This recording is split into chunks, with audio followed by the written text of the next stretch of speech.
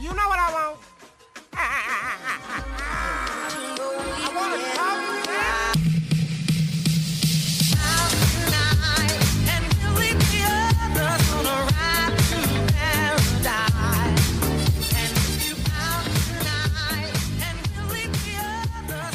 Hello and welcome to the Raptors Weekly Podcast, or the Definitive Draft Podcast, or just Keeping Up with Team Canada podcast. Either way, it's a podcast. We're talking about basketball, and this episode isn't really centered around the NBA, but I guess players who participate in it when they're not doing Olympic qualifications. We're here to talk about Team Canada with Oren Weisfeld, whose written work can be found with Raptors Republic, Toronto Star, CBC, The Guardian, Sportsnet, whole bunch of different places. They're clamoring for him. They're saying, Oren, please, we need more of your written work. We want it so bad. You're talented, a generational talent, the Kevin Durant of writing about basketball. Please, we need you, Oren. What do you say to that?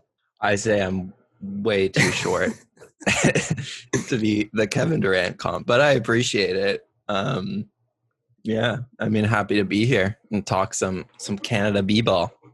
Do you have a Kevin Durant comp for media?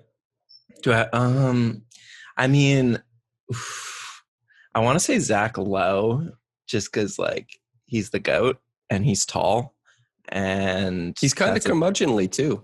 Yeah, the only thing is like personality-wise, I'm really not seeing it. I don't think Zach has that many burners. I don't think he's on social media that much. I don't think he's as vulnerable as KD is, but once in a while he will talk about like his daughter and family life, and it's just like, yeah, inject this into my veins. I love it. I'm thinking more so like, when he goes on a rant or something, he's like, why do we do this? Why do we do that? I see that as like the kindred spirit to Kevin Durant Twitter thread or whatever. But you're right. Kevin Durant is shockingly vulnerable, although less so lately, because he kind of took on the persona of, I just do whatever I want. And he's really started to wield his power as a celebrity and rich person.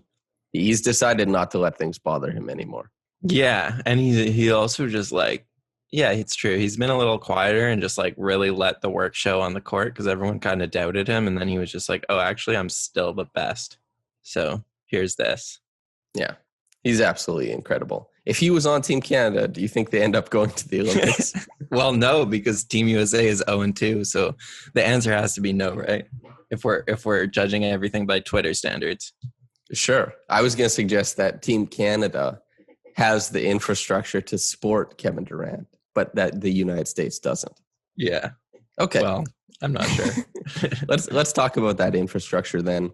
And maybe let's do like a minute or two on your cliff notes of your experience there, and just your ultimate takeaways coming away from that, because you were at the qualifications in Victoria.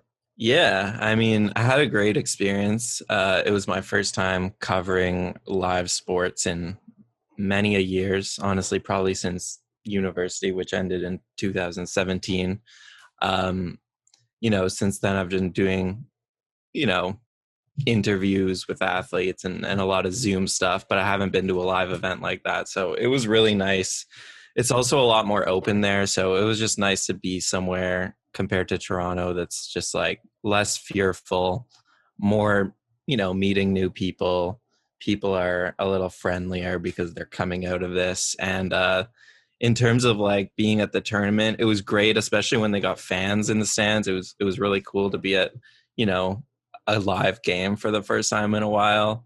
It was really cool to see some of those athletes who I've never seen live before play, some of the NBA guys especially. And then like we also got to do some in-person interviews, which I think was the first time in Canada since the pandemic, where after games we would go and kind of scrum with a few athletes on each team. And that was a great learning experience and also just very exhilarating time. Yeah, I imagine it would be. Was there a highlight as far as somebody to talk to there? I got some good stuff out of Lou Dort. Honestly, like in terms of the athletes, they were all incredibly nice. And I think maybe part of it had to do with, because for them, it was also the first time, interviewing media in person. And I would imagine, like us, they're sick of the Zoom stuff. So it must be nice for them to just go straight from the court, talk to some real humans in person, and then go to the locker room and be done with it, right? So they were all really nice. But yeah, I got some good stuff out of Lou Dort, especially talking about like Dwight Powell. That's when I was writing a story about him, and him talking about playing beside him and kind of the safety net he feels. Nickeil Alexander-Walker was also really nice and well-spoken. In the press conferences, Nick Nurse is just like a machine in terms of like, he'll turn like any question, he'll just like find a way to give like a nice, good answer, even if the question is like mean. Like he's really good at the press conference stuff. Was that a bit surprising given that he can be quite callous to Raptors players, for example? Yeah, I don't know. Like that seems kind of so far away, even though it was maybe like less than a year ago. But that's different than I guess the way he treats the media, even though maybe it shouldn't. I don't know if you saw the pop clip with Joe Varden, I think, yesterday, which was I didn't. It was just a weird back and forth. But no, Nick's not like that at all with the media, from what I've gathered. He is a little mean to some of the young players for whatever reason. And I've heard you talk about this. We don't need to get into it. But I guess it's surprising. But I also think like he thinks it's a motivating factor for the players. Whereas with the media, he's not. He's just trying to like keep his job, you know? Oh, yeah. Sorry. I thought you were alluding to him being like very pleasant to his players rather than, when I've asked Nick Nurse a question, he's been extremely courteous and nice, for example. I don't think he's on like a rampage to destroy everybody around him, except Josh Lewenberg at times last year for whatever reason. But let's dig a little bit more into Powell and why he became, in your words, maybe the best player on Team Canada. No, I got to correct you. The most important player. Oh, sorry. Canada. Yes. Sorry. That's correct. Yes. Most important, of course. Yeah. Like I wrote in that piece that RJ and Wiggins, Wiggins ended that tournament as their best player, I think pretty clearly. RJ a clear second. Those guys, like, I think we'll get into them. They have a ton of talent and a ton of skills. But Powell, it was just the way that the roster ended up forming with, Olynyk dropping out last minute, Kem Birch dropping out last minute, Tristan Thompson dropping out. It was like they had, and then Ejim dropping out last minute too. So it was like, okay, all the big depth is all of a sudden gone, and you're left with one NBA big, and that's Dwight Powell. And then there's others, Trey Lyles, Nicholson, but those guys are more like, they're small for the five. And Powell ended up being the only traditional center on the roster. And so his importance just kind of like became clear as the tournament went along. And given that the matchups in the other group were going to be either the Czech Republic or Turkey or both, those are big teams who play, in the Czechs case, they started 2 7-footers against Canada. And it was really important if Powell was going to be able to kind of provide that post presence, that rebounding, or as we saw in the Czech game, if he was going to get into a little foul trouble, I was concerned with how the Team Canada would kind of get around that. And at the end, they really couldn't.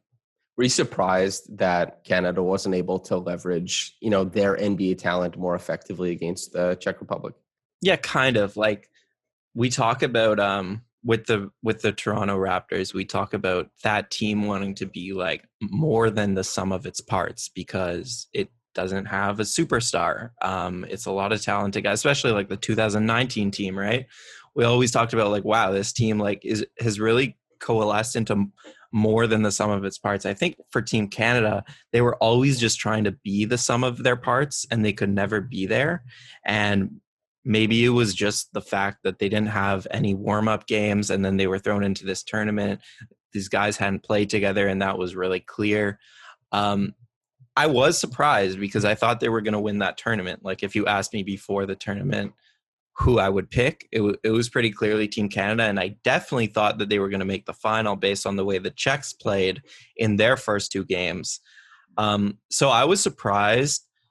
And honestly, that game was such an eye-opening experience to me, because once they brought it to overtime, I would have bet all the money that they were going to win, right? All the momentum was going in their way. They had finally begun to hit some shots.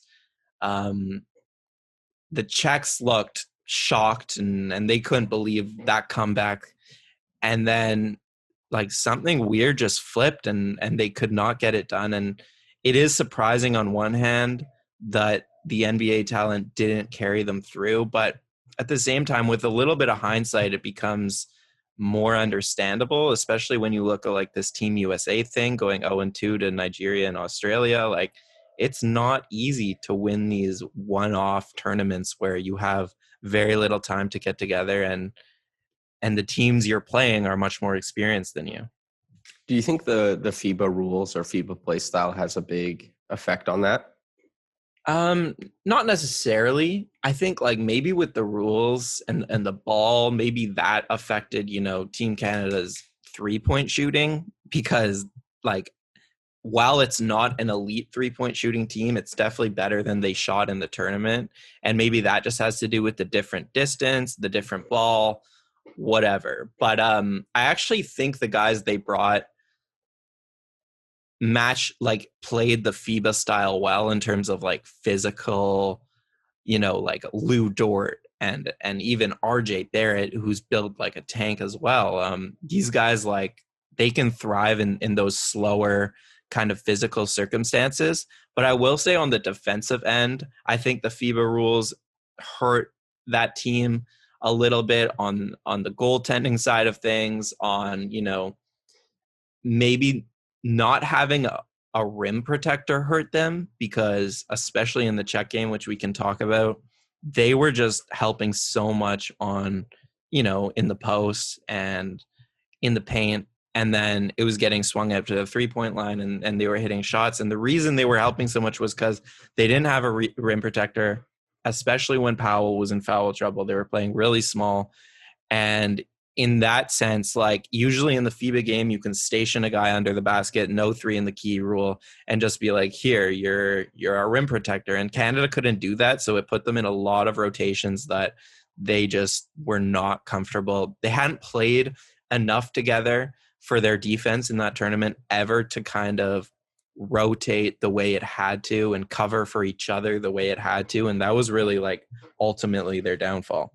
Did you think there was an antidote on the roster to fix their defensive woes against the Czechs? Like, as you just said, there was a lot of problems with how they could handle that, especially that they couldn't just, as you said, put somebody in the key. But was there an antidote on the roster, or do you think they just had to do more heavy lifting offensively? Because that kind of has been the calculus for smaller teams, is that the trade-off typically comes on the defensive end, and you have to try and make up for that with more, let's say, talent or skill offensively.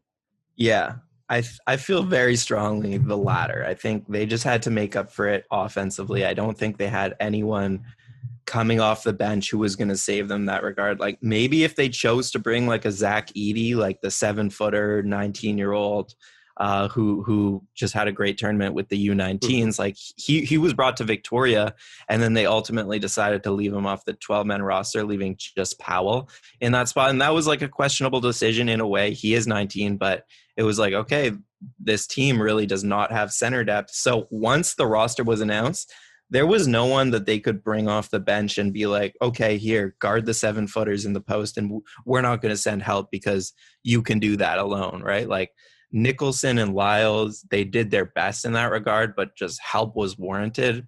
So yeah, like that's also why I kind of find it confusing that people look for people to blame, and Nick Nurse is one of them in some people's eyes, but I don't feel that way. I thought he coached a really good tournament, and I think my only like quarrel with him in that game was that I think he should have gone more offense in terms of like play Nikhil. Like Corey Joseph shouldn't play 20 minutes the way he looked that entire tournament.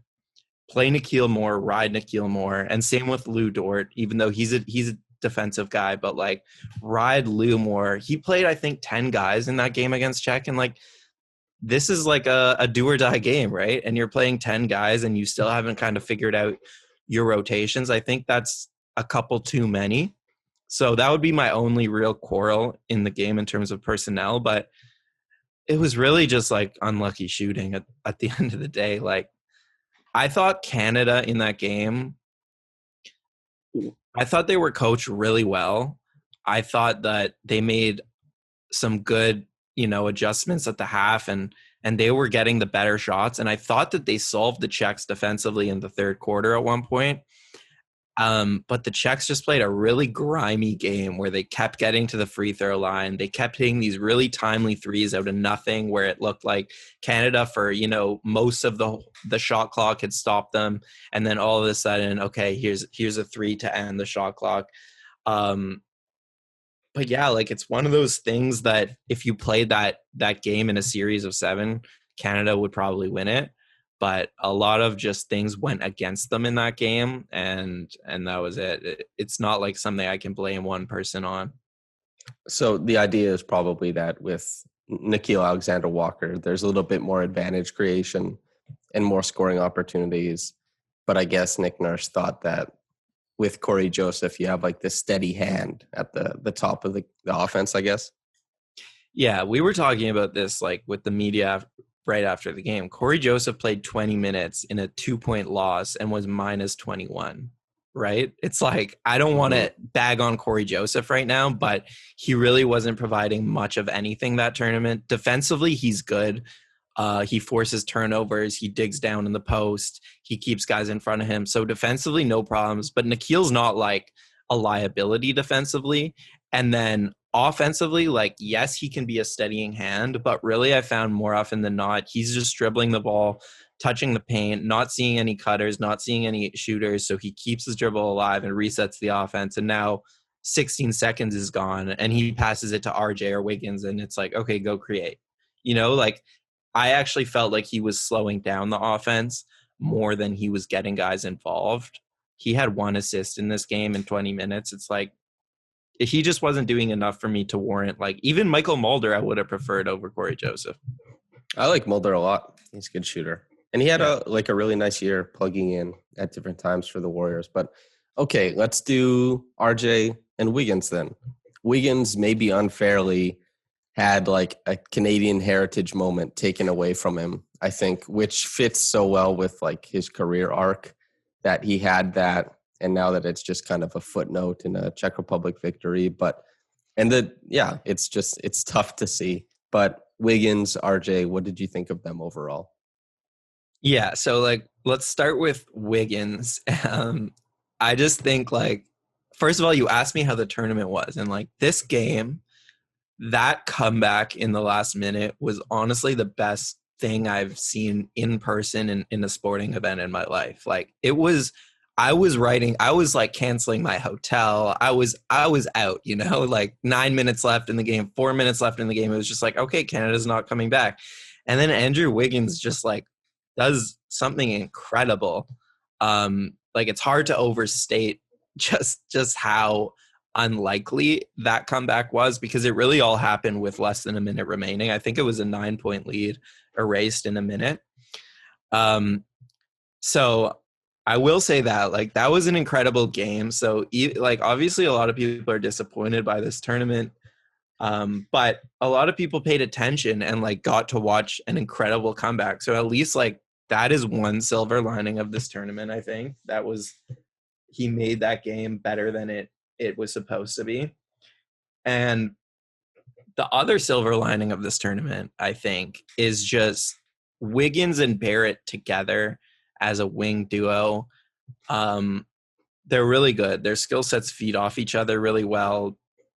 Nick played one of them at all times in this tournament on the floor pretty much.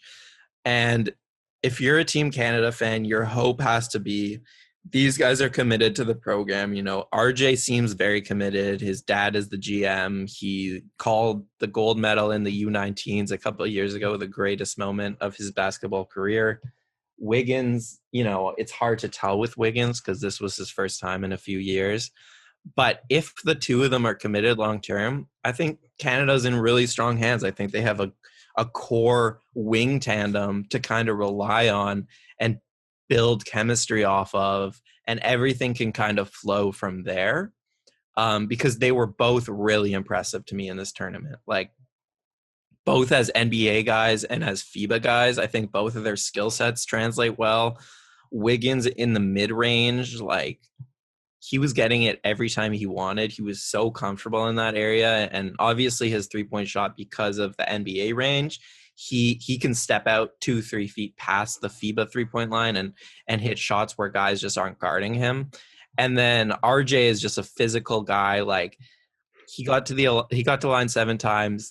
You know, in that check game, the main adjustment that I thought Canada made was like, screw it, we're not hitting shots. We're getting to the rim every single time. And like, the level of aggression was not Nick Nursey in terms of like what you see from Nick Nurse teams in terms of just like drive after drive after drive and like, let's get free throws.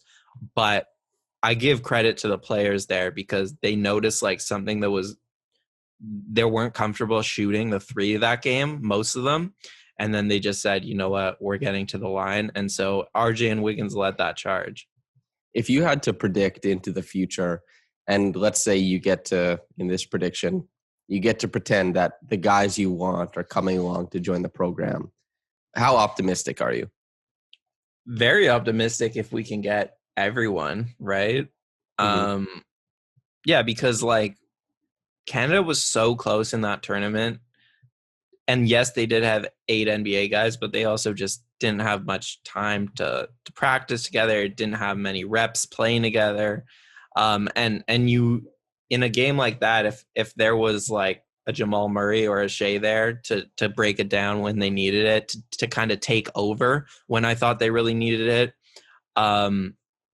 I think they would have won that game, right? It was like such a game that was won on the margins that having a superstar there to take over would have done it. And yeah, like when you look at the Olympics, there's obviously stronger competition, but Canada has like a lot of crazy talent. Like, this is still the golden age of Canada basketball as far as we're concerned. And like, going forward, we should be pretty optimistic because even if like not all of the biggest names commit, you know, say even one of SGA or Jamal Murray commits, like that's enough in my opinion. You get some bigs in there and run it back with a similar team, like that's enough to be a medal team to me for sure.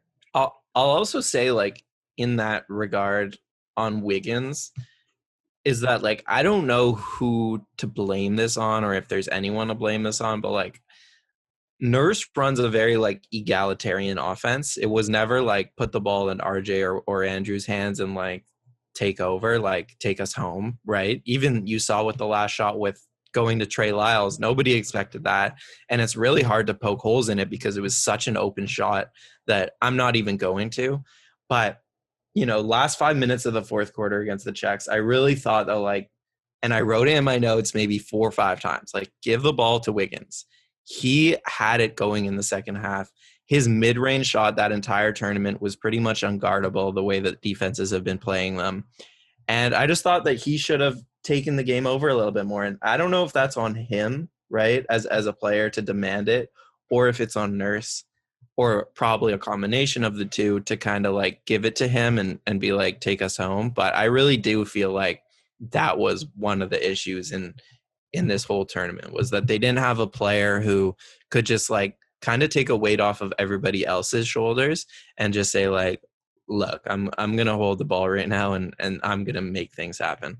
That is one of the hardest things to kind of suss out, is whether, you know, when teams win, typically they'll give you the full rundown. Like, this guy said this guy said this, then we came together and decided this. Or if a guy audibled on a play, he's like, yeah, our first option, like let's say, is a pin down on the right side, or like if it's the Raptors, maybe a hammer screen. And yeah, we audibled to this. I took a baseline jumper or something like that. But when teams lose and miss a shot, usually they're not going to delve into the details of like, oh yeah, this guy decided not to do this. This guy decided not to do this. So it's tough to decide and kind of figure out, is Wiggins adhering to the game plan? Is he being a little bit more passive? Was Nurse maybe trying to coax more out of him that he said no? Was he willing to get more, but Nurse was trying to service, you know, the egalitarian offense and that kind of stuff?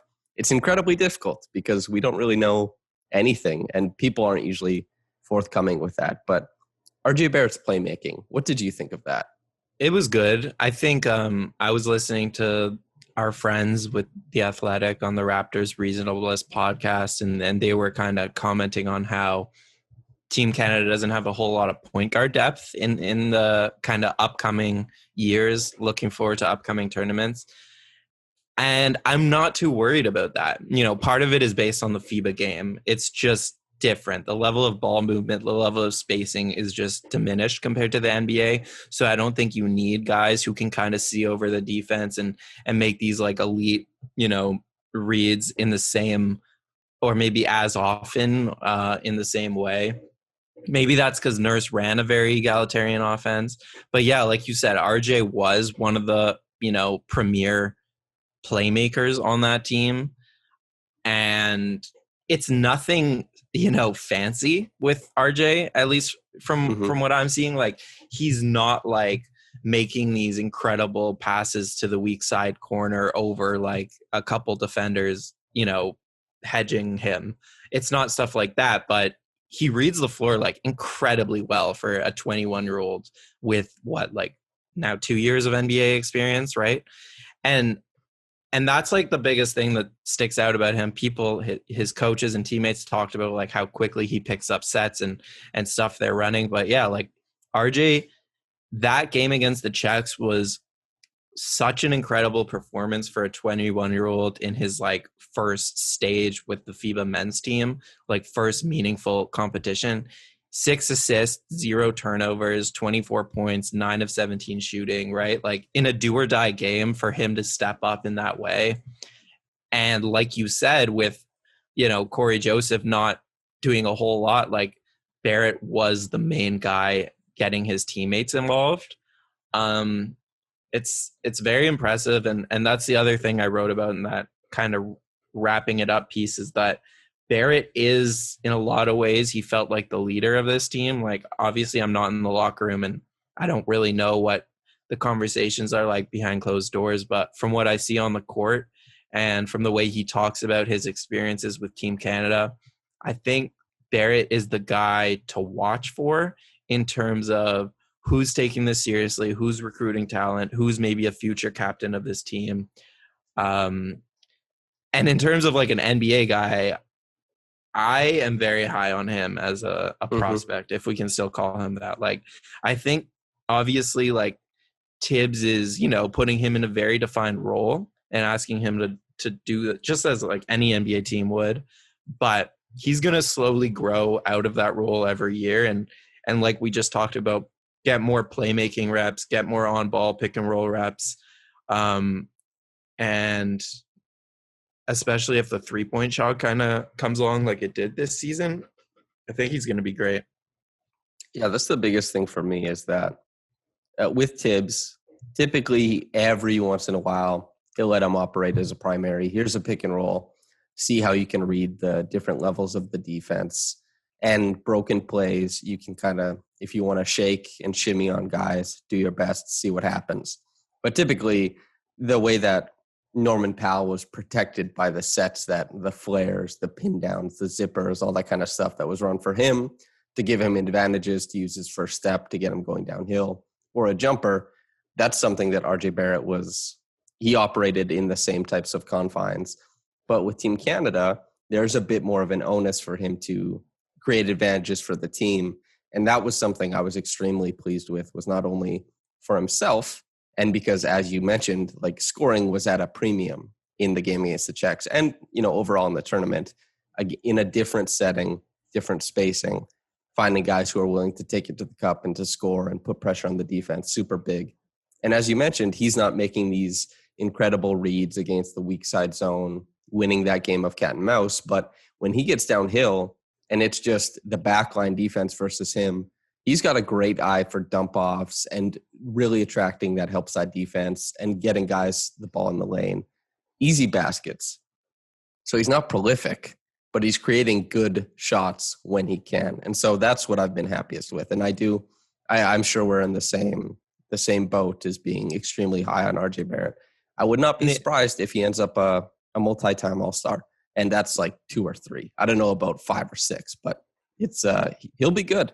Yeah, I'm with you there. I think the one area where I'm still looking for him, where I see a lot of potential, is like finding ways to leverage his strength, because he's 21 and he already has like one of, he's one of the stronger players at his position, especially if he's a 2, which, I mean, it'll change, but you know what I mean? Like, he can find ways to leverage his strength, getting downhill, bumping big men off him, defensively. Like, there's a whole lot of ways that I think he can figure out that game as he grows into this body, and I think that's just another way where he can kind of create space. Yeah, like it's something he was developing this year, but the left-handed drive, collect the ball, bump, and then step through, because as you said, depending on if he's playing the 2 or the 3, it really depends on who's guarding him. If it's a skinny 3, if it's a staunch or stocky 2, it doesn't really matter. If it's a smaller guy, that hop, step, bump, and step through, depending on where the help side defense is very much in his bag. And that's just strength creation. It's literally nothing else. It's just being able to bump your defender off the spot you want to get to. And if you go back to when he was a younger guy, when he was a kid and playing against the United States when Canada won it all, it was just this bruising. He was a bruiser for his age, and he would just leave, like, it'd be purple and blue on the left side of the backboard because he just bruised the backboard with how often he was getting to that side and laying it up and just being able to kind of muscle his way through the lane. It doesn't always translate for guys to be able to dominate physically at every level you go to. Typically, you hit a point of diminishing return. But Barrett might be able to be a bruiser and a very athletic one at that. Yeah, and the good thing, a good sign is that the book is out on him in terms of, like, he likes to go left and drive that way, and it didn't matter. You know what I mean? Like, teams are game planning for him. Coaches at the end of the games are talking like, yeah, we tried to take away Barrett's left hand, and like, he's still getting into the line 7 times, right? In terms of like his NBA future, I think that's pretty promising. Mm-hmm. Is there anybody else you want to touch on as far as the team? I'll go through a couple guys. Dort was incredibly fun to watch in person because someone that big just should not move that quickly. Like, he's an anomaly. Obviously the 3-point shot didn't come along and that hurt them, but defensively he's just, all NBA teams for years to come. He's really fun to watch. Nikhil was great. Like, he's not getting much talk because, I don't know, he probably had his least effective game in the final game. But he had a really good tournament doing exactly what they needed, which was coming off the bench and providing a spark, which like you just talked about, scoring was really hard to come by in this tournament. And Nikhil was like one of the most, easily their third best and scorer, and he did it efficiently, and he did it from all 3 levels. And he's an incredibly good prospect, and I think like he just needs some actual playing time in New Orleans, and he'll be really good. We talked about Corey Joseph, who I just don't know how many more Team Canada appearances he has in him, but not really. Like, Andrew Nicholson kind of surprised me how good he was and how effective he was at the 5, because he is pretty small for a 5, especially in the FIBA game.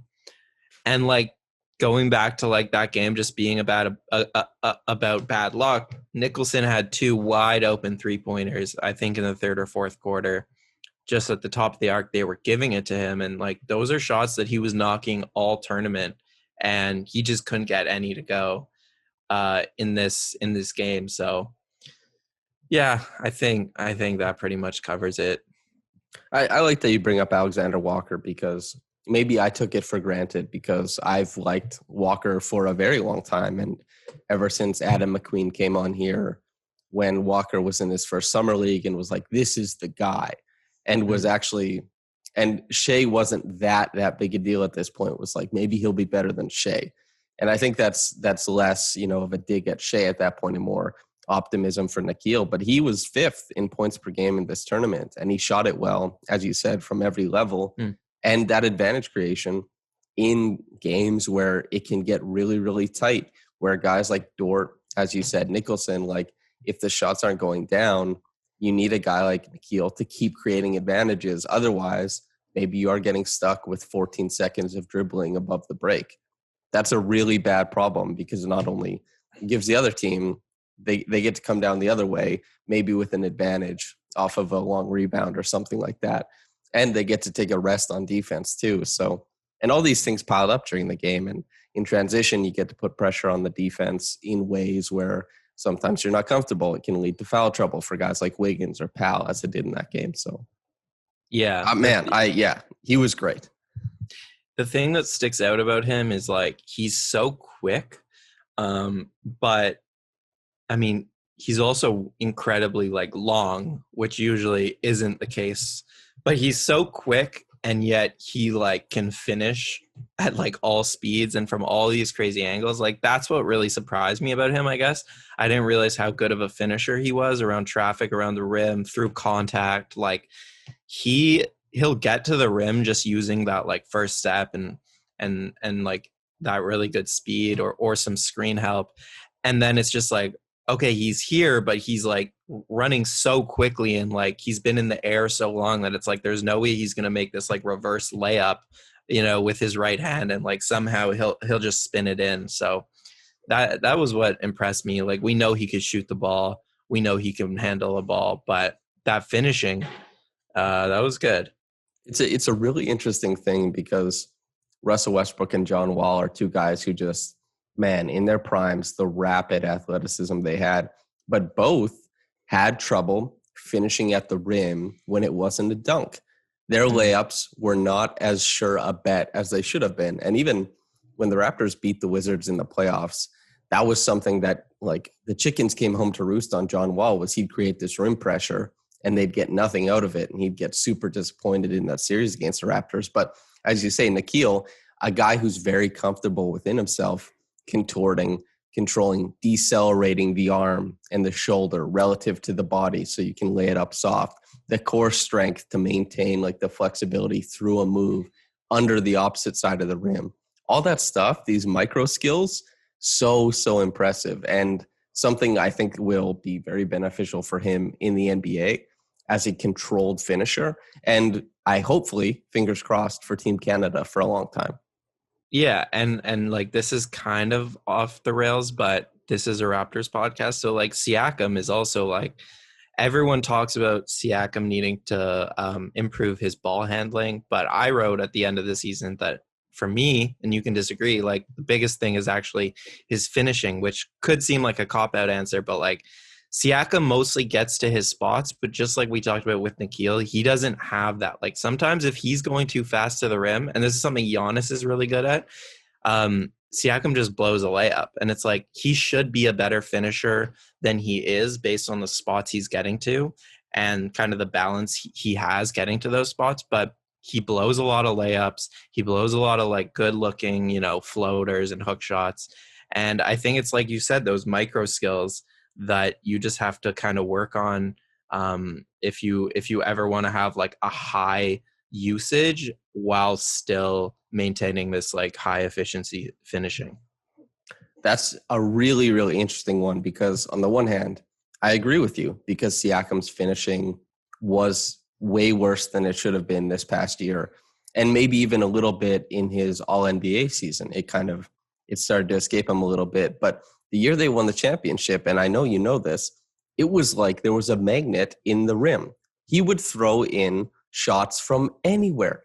Hook shots, push shots, bank shots. Like they could be going at 30 miles an hour and it would just ping in. He could lob it. It would go in. His finishing was at such an unbelievable level that everybody was like, who the hell? This guy's touch is unreal. And then he gets injured. He has weight fluctuations, like the explosion off of his finishing leg is a little bit different than it usually is. And not to mention, like, when you change your body and different guys are starting to defend you now and teams are gearing up on you, that last collection, whether it be on 1 foot or 2 feet before you go to finish at the rim, it's either sped up or it's slowed down.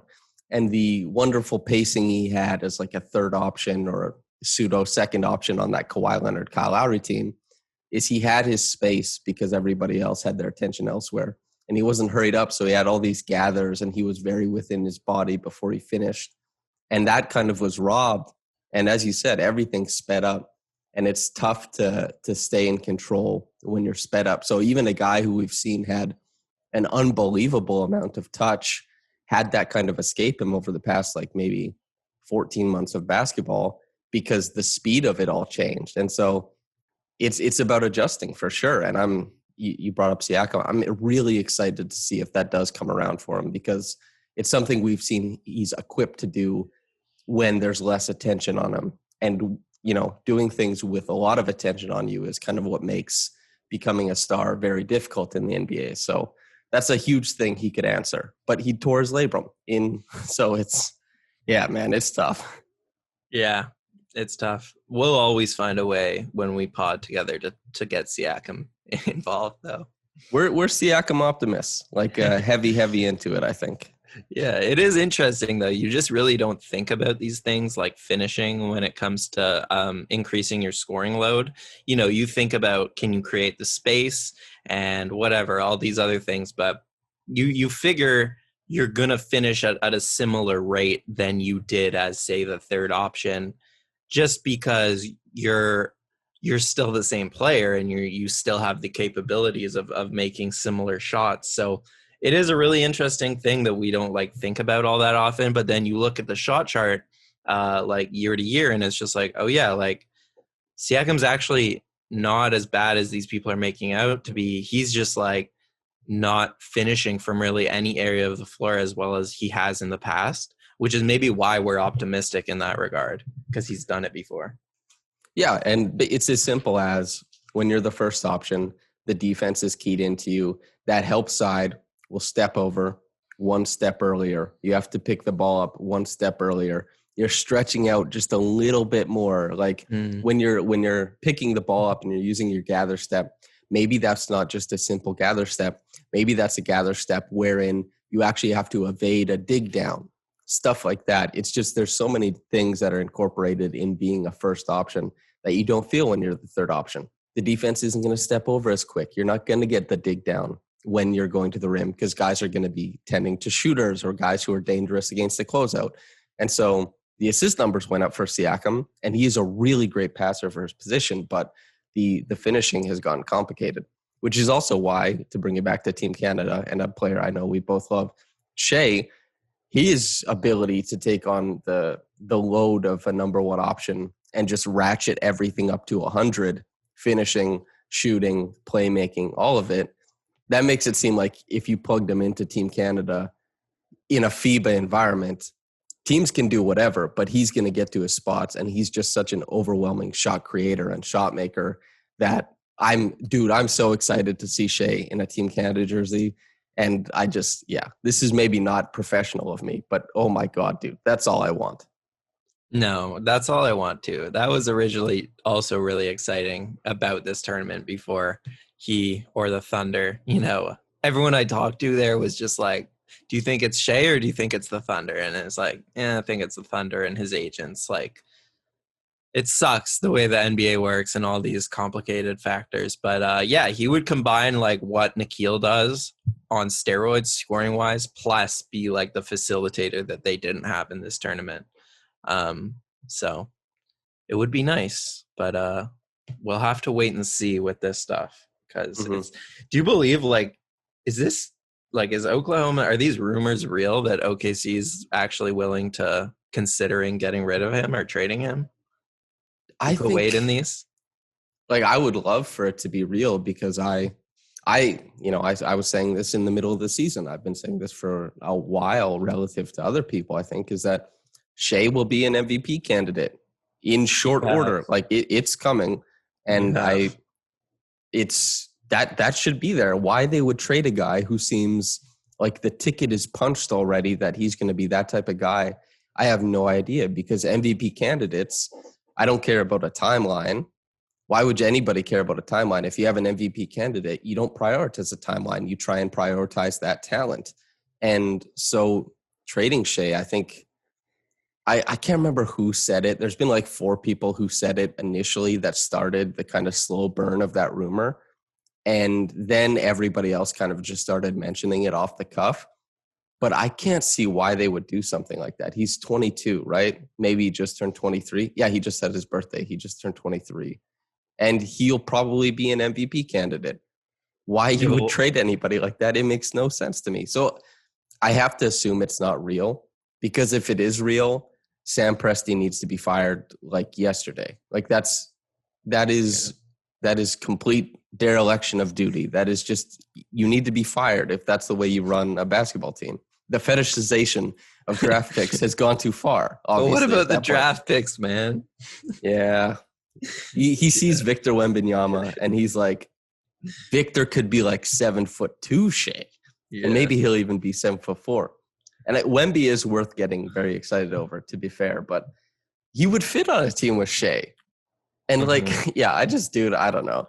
I hope it's real, and I hope the Raptors trade the 4th pick for him, plus whatever else, because Shai is a world-ending presence on the court.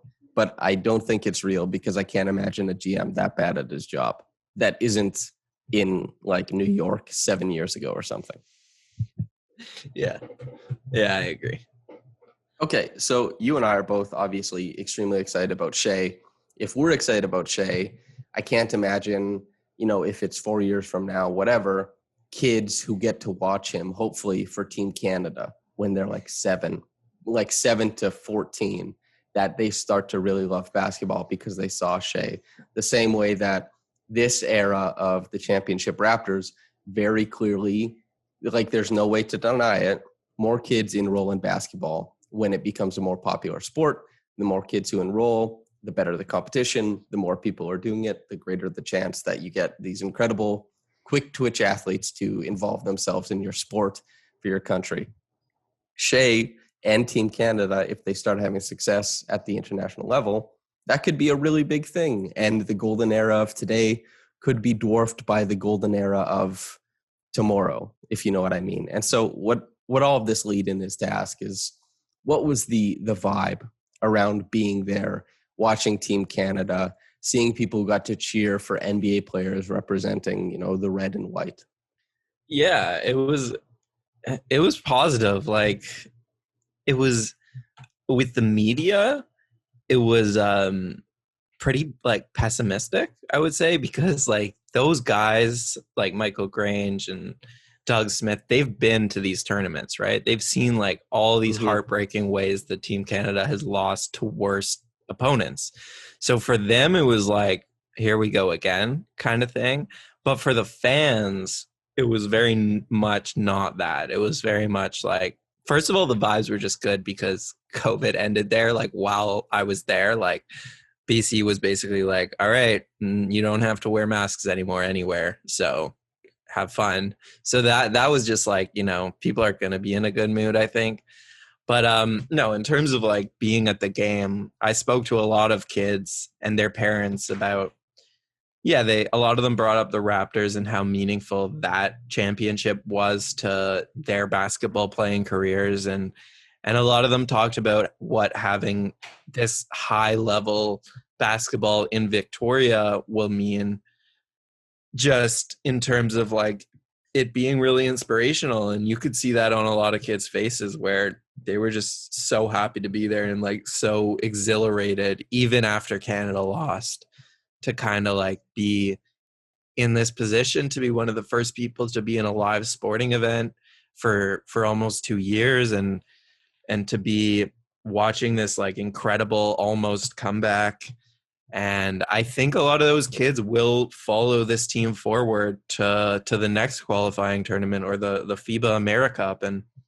And yeah, like even aside from people who are in Victoria, I saw a ton of interest just like in the Raptors community on Twitter and on with my friends on social media. Like this was the first time a Team Canada team, I think, like really got the national recognition that this program has probably been striving for a very long time. And so that's a good sign considering some of the best players didn't even go, right? Like considering that this was not necessarily the cream of the crop, but it was still very good. But considering there's even more excitement to be had on the court, it's a good sign. I think so too. And I can't remember if it was 2016 or 2017 where Canada, besides the United States, they had the highest representation in NCAA basketball players. But it's always near the top now. It's rare to find an NBA draft where a Canadian isn't being drafted, if not in, the first round, the second round. So it's cool to see because it wasn't that long ago that basketball was not considered legitimized in Canada. Sure, the Raptors were there, but they were a side story to everything else. And success at the NBA level and hopefully the international level within the coming years is something we can look forward to as the game grows, because the game is, maybe reaching a fever pitch in America. Maybe it's close to as big as it'll ever be in the United States, but it can do so much growing the world over. And Canada is a part of that burgeoning growth. Is there anything else you want to address before we get out of here? No, I just think like with that too, it can come down to like, do they have, one run in them in these coming years where just like we saw with the Raptors, where the country kind of like hops on this bandwagon, and bandwagons can be a good thing too. So it's about having like a run in them where maybe they make an Olympic Games and maybe they beat a couple teams that they're not expected to beat. And that can be really hard, as we're seeing with Team USA right now. Like the basketball talent in Canada is at a golden age for now, but it's also at a golden age in several other countries in the world, right? So it's going to be hard to medal at any of these international tournaments with the way that these one and done tournaments go, especially where you lose a game and you're out. But if they have a special run in them at any point in the next few years, then I think we're going to see like mainstream, fandom and attractiveness on that scale. I do think there's a future where, in America, you can see it's kind of in vogue to wear Dream Team apparel. Like if somebody saw you wearing Dream Team apparel, they'd be like, hell yeah, dude, that's super cool. There's a future that encapsulates and includes a Raptors team that, captures the attention of the national audience in that way, and probably would capture the attention and the fandom of the world if it was Team Canada versus, I don't know if it's going to end up being Shai versus Luka or Shai versus Tatum, but I want to live in that world where that happens. I think that'd be cool as hell. Yeah, that would be great. And even like this Wiggins, game, it was almost one of those moments, right? Like he deserved it. That comeback was almost one of those moments. And I'm like a nerd, but I would have got like, I'm not that many years away from getting like an RJ Barrett Team Canada jersey. I think that stuff's really cool. Like anyone who shows like a commitment to a program when they really don't need to, and when it hasn't been cool to for many years, like I respect that. But yeah, like of course, if we can get the real NBA superstars to come, then it would be a whole nother level. Yeah. Okay. Before we get out of here, plug away, sir. It's your time to shine. All right. Well, first of all, thanks for having me on the pod. I've been wanting to talk about this for a little while, and your podcast on the Raptors top 4 kind of big or top 3 potential draft prospects have been good. I'd encourage any Raptors fan to check those out, because those are really great insights into those 3 players. And I came out of the podcast just being like, yeah, give me any of them, because I'll be extremely excited for next year if we have any of those players. But yeah, in terms of my work, you could follow me for everything on Twitter at OrenWeisfeld, Oren Weisfeld. And I guess the main thing, I'm working on some Olympic stuff with the games coming in August. So that's what I'm going to be spending my time doing before the next Raptors season. Just like some profiles on some pretty cool Canadian athletes for some pretty cool Canadian publications. So follow me on Twitter if you're into that that kind of stuff, because Canadian athletes going to the Olympics is pretty cool. It's kicks ass, quite frankly. Yeah. Thank you for the compliment on the definitive draft podcasts. I had a lot of fun putting those together, and I do think they're good. So yeah, thank you for saying so. But myself and the audience are all hopefully looking forward to taking up and reading your profiles on these Canadian athletes going forward for those cool Canadian publications. Oren, thank you so much for coming on, man. All right. Thanks for having me. And listener, whether you got into this in the morning or at night, have a blessed day and goodbye.